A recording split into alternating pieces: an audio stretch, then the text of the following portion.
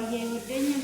ስለዚህ እኔ ላይ ሽጉጥ ደቅናችሁ ና ብትሉት እንኳን አይመጣም። ስለዚህ ሶሊን ስለሆነ የሚወዳት ሶሊን ጥሩና ለሶሊ ሲል ካለበት ይመጣል ብላ ትላለች።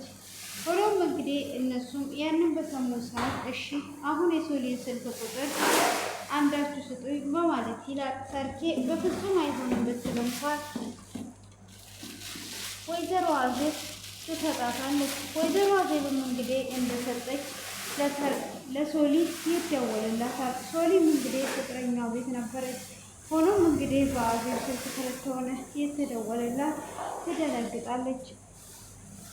ሆኖም አዜብ እንዳትመጪ ሰርኬ እንዳትመጪ ሶሊ እንዳትመጪ ብላ ብትልም ሶሊም የእነሱን ድርቅ ስትሰማ ፍቅረኛዋንና እናትየውን ታጥቃ መጣለው ይቅርታ አድርጉልኝ በማለት ሳትነግራቸው እየሮጠ ትወጣለች። ሆኖም እንግዲህ ሂድ ተከተላት፣ ይሄ ሰላም አይመስለኝም ተከተላት ብላ እናትየው ትላለች። ሆኖም እየሮጠ ወደ ውጭ ይወጣል። እሱም እየሮጠ ወደ ውጭ ቢወጣም ሶሊ እቤት ውስጥ የሆነ ነገር ተፈጥሯል፣ ስለዚህ መሄድ አለብኝ፣ አንተ እናትህን ይቅርታ ጠይቅልኝ፣ ወደ እናትህ ተመለስ ብላ ትለዋለች። እሱም እንግዲህ እሺ በማለት ሶሊን ለብቻ ይለቃታል። ሶሊም እንግዲህ እየሮጠች ምን ተፈጥሮ ነው አክስቴ ምን ሆና ነው በማለትም ወደ ቤት እየሮጠች ትመጣለች። እሷም እንግዲህ ወደ ቤት እየሮጠች ስትመጣ በር ላይ እንደደረሰች የሶሊን እናት እንደገደለች እና ገዳይ እንደሆነች እየተናገረች ነበር። ሆኖም እንግዲህ ወይዘሮ አዜብ እኔ ብር ሰጣችኋለሁ፣ እሷን ብቻ ከዚህ ደፉልኝ፣ የምትፈልጉትን ያህል ብር ሰጣችኋለሁ ብላ ትላለች። እሷም እንግዲህ እንደዛ በምትልበት ሰዓት በፍጹም የሰው ሕይወት አናጠፋም፣ አንቺ ምን አይነት ብር ነው የምትሰጪኝ? እናንተ የፈለጋችሁትን ብር ጠይቁኝ፣ እነኚህ ሁለቱ ከደፋችሁልኝ እገላገላችኋለሁ በማለትም እንግዲህ ቅንብል ለብሶ ከመጡ ሰዎች ጋር ትነጋገራለች። ወይዘሮ ሰርኬም እሷ መሞት ያለባት ናት፣ ሰው ገዳይ ናት፣ እኔ ቪዲዮ ሰጣችኋለሁ፣ ያንን ቪዲዮ ከሰጠዋችሁ በዛ ራሱ ምንም አይነት ወንጀል ሳትሰሩ ገቢ ማግኘት ትችላላችሁ ብላ ትላቸዋለች። እነሱም ምን አይነት ቪዲዮ ነው ቪዲዮ ምንድን ነው ብሎ ሲሉም ሰርኬ ወይዘሮ አዜብም እባክሽን አትናገሪ፣ ቪዲዮ ምንም አይነት ቪዲዮ አትስጫቸው ብላ ትላለች። ሰርኬ እኔ እሰጣችኋለሁ፣ እናንተ ወንጀል ከምትሰሩ በዚህ እያስፈራራችኋል ብር መቀበል ትችላላችሁ ብላ ስትልም እሺ ቪዲዮ ምንድን ነው በማለት ይጠይቋታል። እሷም እንግዲህ ቪዲዮ ወይዘሮ አዜብ ሰው ስትገል የነበረ ቪዲዮ ነው፣ ገዳይ ብለው ይሏታል። እነሱም ይደነግጡና እሺ ይህንን ቪዲዮ አሁን የት ነው ያለው ሰጪናለሽ ብለው ሲሏትም አዎ እሰጣችኋለሁ፣ እናንተ ብቻ እኔን ተውኝ ብላ ትላለች። ሆኖም እንግዲህ ቪዲዮን ታሳያቸዋለች። ቪዲዮንም ባሳየቻቸው ሰዓት ወይዘሮ አዜብም እናንተ የምትፈልጉትን ያህል በአካውንታቸው አስገባለሁ፣ ሆኖም ግን እሷን ከዚህ አለማስወግዱልኝ እስከ መጨረሻው ብላ ትላለች። በዚህንም ሰዓት ከንዶራ እንዴ እማዬ እስከ ዛሬ ድረስ አላውቅሽም ማለት ነው? ብሩን ከየት አምጥተሽ ነው? የምን ብር ነው ያለሽ ብላ ትላታለች። ሆኖም እንደዛ በምትላትም ሰዓት ካዲያ ይህንን ብር ከየት አምጥተሽ ነው? የምን ብርስ ነው ያለሽ እያለቻት እንግዲህ እየጠየቀቻት ነበረ። ሆኖም እንግዲህ ሰርኬን እንደዛ በምትጠይቅበት ሰዓት አዎ ልክ ነሽ፣ ከየት አባቷን ያመጣችው ብላ እያለች እንግዲህ ሰርኬም ትመልሳለች። ወይዘሮ አዜብም እንግዲህ አለኝ እነሱ ብቻ እነኚህ ሁለቱን ያስወግዱልኝ እያለች እንግዲህ እየወተወተች እያለ ትገኛለች። ሆኖም እንግዲህ ሰርኬም እናንተ ወንጀል መስራት አይጠበቅባችሁም፣ እኔ ያመጣውላችሁ ሀሳብ በጣም አሪፍ ነው፣ ምንም አይነት ወንጀል ሳሰሩ እሷን እያስፈራራችሁ የፈለጋችሁትን ያህል ብር መቀበል ትችላላችሁ ብላ ትላለች። ሆኖም እንግዲህ እሷ አረመኔ ናት፣ የሶሊን እናት የገደለችው እሷ ናት ስትል ሶሊ ትመጣለች። ሶሊም እንግዲህ እጅግ በጣም በመናደድ ዛሬ የእጅሽን እሰጥሻለሁ አንቺ አረመኔ እያለች ወደ ውስጥ ስትገባ አባቶቹ ቶሎ ይዟታል። እሷንም እንግዲህ ቶሎ እንደያዟት ትደነግጣለች። ከደነገጠችን በኋላ እንግዲህ ምን እንደተፈጠረ ምን እንደሆነ ሳታት እጅግ በጣም ከደነገጠችን በኋላ ምን እየተከሰተና ምን እየተሆነ እንዳለ ግራ ይገባታል። እነሱም እንግዲህ ያንበረክኳትና አሁን ምንድነው ከኛ የምትፈልጉት ብላ ስትልም ሆኖም እንግዲህ ወይዘሮ አዜብ በቃ ሁለቱን አስወግዱልኝ በሚሊየን ብር ሰጣችኋለሁ ብላ ትላለች። በዚህንም ሰዓት እንግዲህ ከንዶራ እጅግ በጣም ትደነግጣለች። ይሄ ሁሉ ብር ከየት እንደመጣና እስካሁን ድረስ እናቷን እንደማታውቃት ትጠረጥራለች። እማዬ እኔስ ዛሬ ድረስ ለካ አላውቅሽም፣ አንቺ ሌላ ሰው ነሽ፣ ይሄ ሁሉ ብር ከየት መጥቶ ነው እያለች ትገኛለች።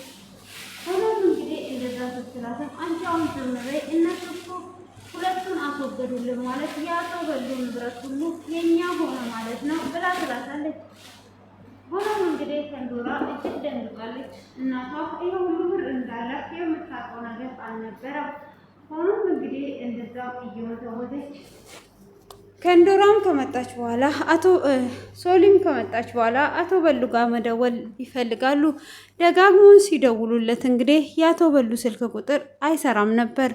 ሆኖም እንግዲህ የአቶ በሉ ስልክ ስላልሰራላቸው እጅግ በጣም በመናደድ እና ስሜታዊ በመሆን አሁን ብሩን ሰጡናላችሁ ወይስ አትሰጡንም? ጌጣጌጡ የት ነው ያለው? እያንዳንዱ ነገር እያሉ እንግዲህ ሽጉጥ ደቅነውባቸው ያስፈራራሉ።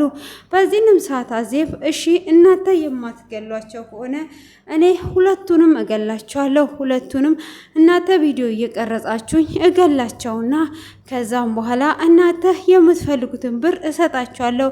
ሆኖም ግን ጌጣጌጡ እየተሰረፈ ሌባ እዚህ ቤት ገብቶ እነሱን እንደገደለ እናደርጋለን ብላም ሀሳብ ትሰጣለች። ከንዶራም እናቴ አሁን ገና ጥሩ ሀሳብ አመጣሽ፣ እንደዛ ይሻላል በማለትም እንግዲህ እሷም በዚህ ሀሳብ ትስማማለች። ሆኖም እንግዲህ እነሱ ሀሳቦችን እያፈለቁ ሽጉጡን ይሰጧትና በይ ብሩ መጀመሪያ በአካውንታችን ካስገባሽ በኋላ እነሱ ላይ መተኮስ ትችያለሽ ብሎ ይላታል። ሆኖም እንግዲህ ወይዘሮ ፋንቱ ወደ ሰርኬ ጋር ትደውላለች። ሰርኬ ጋም ሶሊ ጋም ደጋግማ ስልክ በምትደውልበት ሰዓት ስልኩ እየሰራላት አልነበረም። ወይኔ ጉዴ ምነው ነፍሴ የተጨነቀች ምን ሆኖ ነው እያለች እንግዲህ ስልኩ አልሰራም ሲላት ሶሊ ታነሳለች። እንግዲህ ያ ስልክም ሲነሳ ያለውን ጫጫታና ጋጋታ ትሰማለች። በዚህንም ሰዓት ምን ማድረግ አለብኝ? እንዴትስ ነው የማተርፋቸው? አሁን ፖሊስ ጋር ብደውል ያተበሉ ሰዎች ናቸው። ስለዚህ ምንድነው ማድረግ ያለብኝ በማለት ትጨነቃለች። እሷም እየጮች መንገድ ላይ እየሄደች በስተመጨረሻም ለፖሊስ ትደውላለች። እሷም እንግዲህ ወይዘሮ ፋንቱ ለፖሊስ ትደውልና እባካችሁ ድረሱላቸው ሊገሏቸው ነው በማለትም ለፖሊስ ትናገራለች።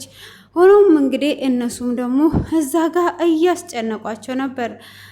ሆኖም እንግዲህ እንዳለችው ወይዘሮ አዜብ ሽጉጡን ሁለቱ ላይ አቀባብላ ብሩን አምጪ እያሏት እሷም ድንገት ሳታቅ ሽጉጡ ሶሊ ትቀበላታለች። ሶሊም እንግዲህ ሽጉጡን እንደተቀበለቻት አሁን እያንዳንዱን እጨርሳቸዋለሁ ብላ ትላለች።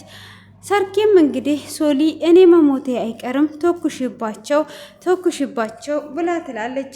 ላክስቴ ስትይ እንዳትተኩሺ እነሱ ከሆነ ምንም ነገር አይሆኑም ብላ እንግዲህ ወይዘሮ አዜብ ትለምናታለች። ሰርኬ ተኩሽ እያለቻትም ቢሆን እኔ በፍጹም አልተኩስም፣ አንቺ ምንም እንድትሆኝብኝ አልፈልግም። ሆኖም ግን እቺ ቀንደኛ ጠላቴን እዚሁ ነው ምደፋት በማለት እንግዲህ ወደ አዜብ ታቀባብላለች። አዜብም እባክሽን ተይኝ እባክሽን እያለች ትማጸናታለች። በፍጹም እናቴን ማገለሽ በፍጹም አልተውሽም እያለች እንግዲህ እሷ ላይ ሽጉጧን ካቀባበለችም በኋላ ሆኖም እንግዲህ የፖሊስ ድምፅ መኪና ይሰማል። እነሱም ሽጉጡን ስጡን እያሉ ሽጉጡንም ሳይሰጡ የአቶ ተፈራንም ትዕዛዝ ሳይፈጽሙ ፖሊሶች ይመጣሉ።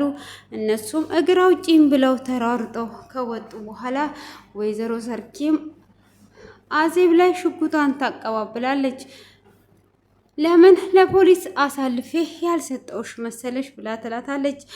የወንድሜን ዳይመንድ የሸጥሽውን የዛን ጊዜ ሌቦች ቅንጅብ ለብሰው የመጡትን አውቀሽ ሌባ እንደዘረፈ አስመስለሽ የሸጥሽውን ያንን በሚሊዮን የተሸጠውን የዳይመንድ ብር ቀጥ ብለሽ ማምጣት ትቻለሽ፣ ካለበለዛ እዚሁ ነው ምደፋሽ እያለች እንግዲህ እያንዳንዱን አካውንትሽ ላይ ያለውን ብር ለሶሪ ማስተላለፍ አለብሽ ብላ ትላለች።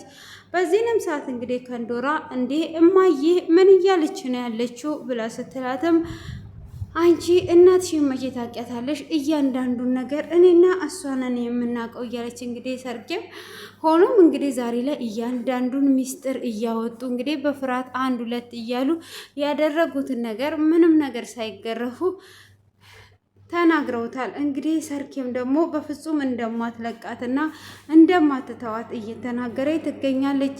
ሰርኬም እንግዲህ ይሄንን ነገር ሽጉጡን አቀባብላባት እያንዳንዱን ወደ ሶሊ እንድታደርግና በአፏ የወተወተችው እንግዲህ እዛ ጋር ሰዎቹ ምንም ሳያደርጓቸው እነሱ የመጡበት ሀሳብ ሌላ ነው፣ እነሱ ደግሞ ሴቶቹ ያወሩት ሌላ ነው። እንግዲህ ውስጣቸው ላይ ያለውን ሀሳብ እየሰጧቸው እነሱን ህይወታቸውን ለማትረፍ ሲሉ እንግዲህ አዜብም ያላትን ብር የተናገረችው በዛ የተነሳ ነው። እስከ ዛሬ ድረስ እንግዲህ ዳይመንዱ የት እንደገባ ወዴት እንደገባ ሌቦች እንደሰረቁት ብቻ ነበር የሚታወቀው። ሌቦቹን ግን እራሷ ልኳና እራሷ እንዳዘረፈች ዛሬ ነው እንግዲህ ወይዘሮ ሰርኬ ያወቀችው ማለት ነው። ለከንዶራ እንኳን ለምትወዳት ልጅ ምንም አይነት ነገር ያልተነፈሰችውን ዛሬ ላይ እንግዲህ ሁሉንም ነገር ተንፍሳለች። ሰርኬ እንግዲህ ሽጉጡን ትተኩስባታለች ወይስ ወይዘሮ አዜብ ያለውን በአካውንቷ ታስገባለች?